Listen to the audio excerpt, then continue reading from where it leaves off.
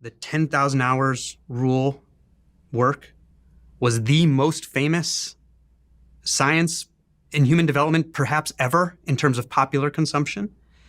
And I said, well, I want to write about it. And then I started reading the research and saying, this is wrong. It's the most popular finding in our field. It's maybe the most popular skill acquisition human development research ever done, and it is not right. And so those, these things kind of stick in my brain, and I have to do something about it. 10,000 hours, what is that for someone that's never heard about it before? Yeah. And what people think about it probably depends where they have heard of it, if they've heard of it. But it's the idea, and scientists really call it the deliberate practice framework. But it's this idea that the only route to true expertise is through 10,000 hours of so-called deliberate practice, which is this effortful, cognitively engaged, like not just swatting balls at the driving range, you're focusing on correcting errors kind of practice. And that there is no such thing as talent differences. It's really just the manifestation of 10,000 hours of differences in your amount of hours of deliberate practice. So you should start as early as possible. And there's something underlying it, this is a little nerdy, but called the monotonic benefits assumption. I know scientists not going to win any marketing competitions, but that basically means that the idea that two people at the same level of performance will progress the same amount for the same unit of deliberate practice. Mm-hmm. Also false. And it's one of the underlying premises of the 10,000 hour rule. Yeah, because I've always heard that. I mean, it's become a bit of a colloquial phrase to say you've not put your 10,000 hours in, which means you've not put enough practice to become a master. Yeah. I mean, I was told that if you do 10,000 hours in anything, you become a master in it. That's the kind of narrative, right? Well, to take some chess research, for example, there's people have been tracked, and it takes about 11,053 hours on average to reach international master status in chess. So that's one level down from grandmaster. Mm-hmm. So first of all, 10,000 hours in that case would be a little low. Mm-hmm. But some people made it in 3,000 hours because they learn a little bit more quickly. Other people were continuing to be tracked past 20,000 hours, and they still hadn't made it. So you can have an 11,053 hours rule on the average. Doesn't actually tell you anything about the breadth of human skill development. So why is that so important for me to understand? How does that liberate me from wasting my time or aiming at the wrong thing?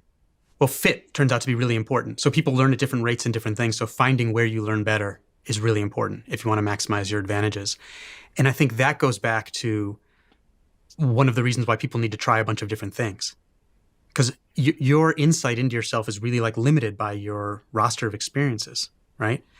And so you kind of need to figure out where you have comparative advantages. But for a lot of people, that's so-called skill stacking, where instead of doing the one thing for 10,000 hours, you get proficient at a number of things and overlap them in a way that makes you very unique. And so I think this idea of just head down doing the same thing, I mean, should we go back all the way and talk about the research underlying the 10,000 hour rule? Please. Because that's where I first got onto this. So I was a walk-on, meaning I wasn't good enough to get recruited as an 800-meter runner in college, and I ended up being part of a university record-holding relay. So I went from being, a nobody to being quite good. And so I was inclined to believe this 10,000 hours. Like, yeah, just my hard work. And then when I started reading the research, and I'm looking through the original paper written in 1993, and the original paper was done on 30 violinists, 30 violinists at a world-class music academy, okay? So let's start dissecting the problems here. The first problem was what's called a restriction of range. These people were already in a world-class music academy, already highly pre-selected.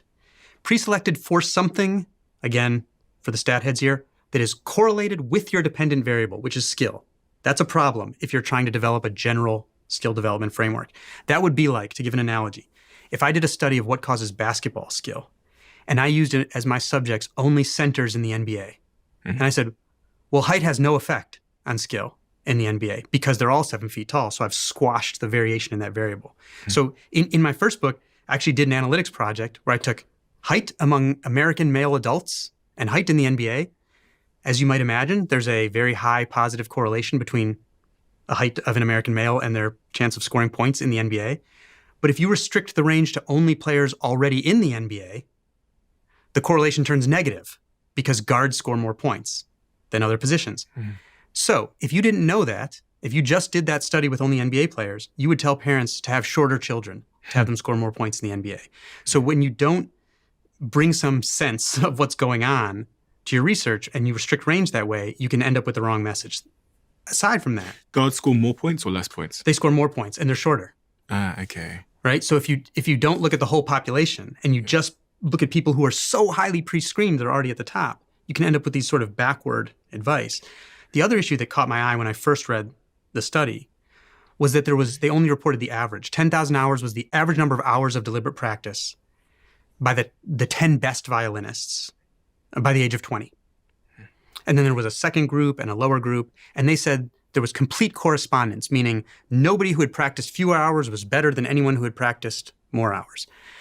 But they only included the average, so I couldn't tell that. So I said, I would like to know if that's true. Can I see the data to see if that's true? And I contacted Anders Ericsson, a wonderful guy who was the father of the 10,000 hour rule, though he hated that moniker, actually. And I said, can I see the data or the measures of variance to know how much variation there was between individuals? And he said, well, people were inconsistent on the repeated accounts of their practice, so we don't think that's important. I said, well, everyone has trouble with getting good data. That doesn't mean they don't report the measure of variance. So after I started criticizing this research, 20 years after the study came out, they did a paper updating it with some of the actual data, and you could see the original conclusion was wrong. There was not complete correspondence. Some people who had practiced less were better than some people who had practiced more. Some people had gone way over 10,000 hours. Some people were way under and had done better. There were all sorts of other factors that mattered, right? Like I like to call it the 625,000 hours of sleep study because the top tier group got a lot more sleep. They were sleeping like 60 hours a week on average compared to the lower groups. And that was a huge difference in the study, how much they were sleeping. So it could have just been sleep. But there was just tremendous individual variation. Yeah. So this idea of an average completely obscured the real story, which was that there were actually people who were practicing less and doing better than people who had practiced more. So there were all one problem after another. I just said, I'm getting youth sports pitches. I'm getting investment pitches, like citing the 10,000 hours rule. It's not right. And it's giving the wrong impression of how humans develop. And this idea that you need to just pick something and stick with it, and that sampling to try to figure out where you have your best shot is worthless. And that's wrong. And so I became kind of obsessed with getting after that. I really want to become successful in the things that I'm applying myself to in this season of my life. So whether that's podcasting or starting businesses, my business portfolio is quite varied of sort of different industries, from everything from sort of psychedelics to SpaceX to whatever it might be. And so when I was, thinking about sitting down with you today, I thought maybe I'll just tell him where I'm trying to get to in my life. I'm a 30-year-old man, so I'm not in the early phases of my career. Does that mean, for example, that I can't make ground now? What phase of your career are you in? I don't know, because I had this 18 to 28 thing, so I thought maybe I'm a little bit more rigid. There was research a few years ago from MIT and Northwestern and the U.S. Census Bureau that found the average age of a founder of a fast-growing tech startup, top 1 in 10,000. Guess what the average age was on the day of founding? Guess. 25? 45. And a 50-year-old had a better chance than a 30-year-old. But we never hear, just like we never hear the story of these like zigzaggers, we only hear the Tiger Woods story. We only hear like Mark Zuckerberg famously said, young people are just smarter when he was 22. Do you hear him saying that anymore? No, surprise, surprise. But we like valorize precocity. So I would not say that you're not in the early stages of your career. You're certainly not by that metric. And that's not to say that there aren't tremendous companies, or if you measure by market cap, that there are these amazing young founders. But they get outsized attention compared to what's the norm. That's another thing that's really important to me. Is not to say there aren't exceptions, because there are as many different ways to the top as there are human beings. But I think we're constantly focusing on the exception when people should at least be aware of the norm. So the fastest growing, did you say tech founders? Tech startups. But tech in this context also included things in agriculture, right? It's not just photo sharing apps, like tech, broadly speaking. Which I think is important, because I think it's fair to say that it's less likely a 55-year-old would understand some of the more emerging platforms that are native to, say, like a Mark Zuckerberg at 22. I think messing around in his dorm room with computers and the internet. Yeah, I think that's fair. But technology touches a lot of other areas of the, it's like yesterday on the way here, I was learning about a software that I had never heard of because all of the computers were down in the airport, right? Technology's in all these places that are not as kind of, don't have the sort of figurehead that's publicly profiled the same way. So if I do want to become, so I understand that this season of my life, I can do whatever I want in terms of I can aim at whatever I want. Doesn't mean I'm going to be good at it. But if I just want to be more productive in the goals that I am aiming at. So, this podcast means a lot to me. So I want to be more productive when it comes to figuring out how to move this podcast forward, how to innovate, how to solve some of the problems and challenges that we face.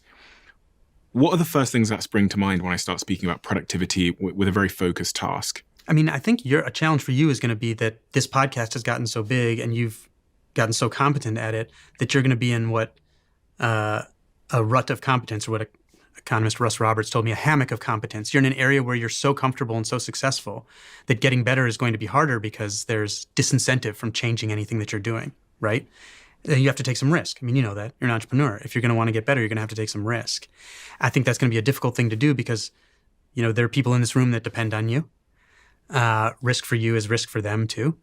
And so I think you have to start thinking about what would be some smart risks if you want to innovate with the podcast. What might that look like?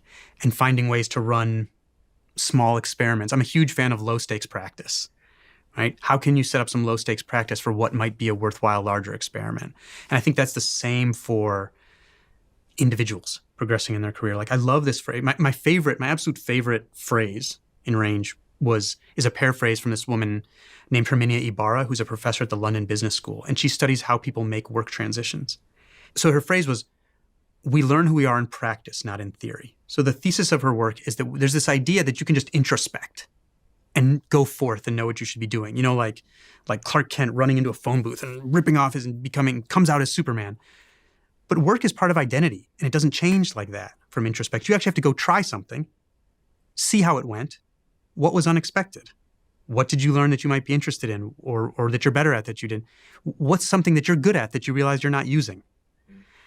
And then you make your next step based on that, right? And I think when you're so competent and successful and getting only tons of positive feedback for something, it becomes hard to take risk. And so I think that'll be a challenge for you, because if you take a sufficient amount of risk, right, you want to be in your zone of optimal push. So for anything you're doing, if you're practicing whatever, physical skill, anything, if you're not at least like 15, 20% of the time failing, then you're not in your zone of optimal push where you're getting as much better as you possibly can.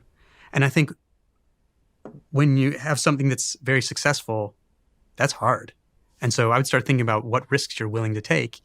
And it doesn't mean it's a failure if something goes backward, right? If the views go down or whatever metric you're measuring on. If you love the Diary of a CEO brand and you watch this channel, please do me a huge favor. Become part of the 15% of the viewers on this channel that have hit the subscribe button. It helps us tremendously, and the bigger the channel gets, the bigger the guests.